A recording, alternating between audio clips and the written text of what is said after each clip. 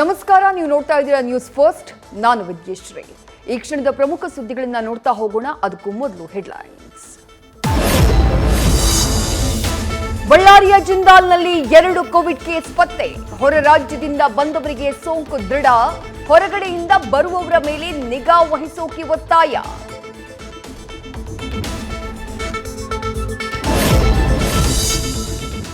ಬಳ್ಳಾರಿಯಲ್ಲಿ ಅಲರ್ಟ್ ಆದ ಆರೋಗ್ಯ ಇಲಾಖೆ.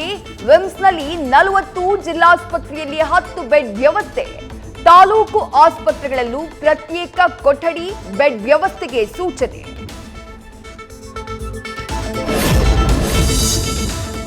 ಬಿಬಿಎಂಪಿಯಿಂದಾನೂ ಟೆಸ್ಟಿಂಗ್ ಸಂಖ್ಯೆ ಹೆಚ್ಚಳ. ಬೆಂಗಳೂರಿನಲ್ಲಿ ನಿತ್ಯ 1500 ಟೆಸ್ಟಿಂಗ್ ಟಾರ್ಗೆಟ್. ಹೆಚ್ಚಿನ ಸಂಖ್ಯೆಯ ಪರೀಕ್ಷೆಗೆ ಸರ್ಕಸ್ ಮಾಡ್ತಾ ಇರೋ ಪಾಲಿಕೆ. ಕಾಲೇಜಿನಲ್ಲಿ ಮಾತನಾಡಲಿಲ್ಲ ಅಂತ ಹಾಸ್ಟೆಲ್ಗೆ ನುಗ್ಗದ.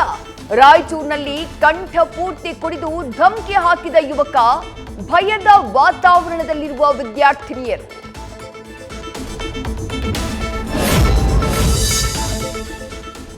ಕಾಶಿ ಮಾದರಿಯಲ್ಲೇ ಅಯೋಧ್ಯೆಯಲ್ಲೂ ಕಾರಿಡಾರ್. ರಾಮಲಲ್ಲಾ ದರ್ಶನಕ್ಕೆ ವಿಶಾಲವಾದ ರಸ್ತೆ. ರಾಮ ಜನ್ಮಭೂಮಿಯಿಂದಾನೇ ನ್ಯೂಸ್ ಫಸ್ಟ್ ಗ್ರೌಂಡ್ ರಿಪೋರ್ಟ್.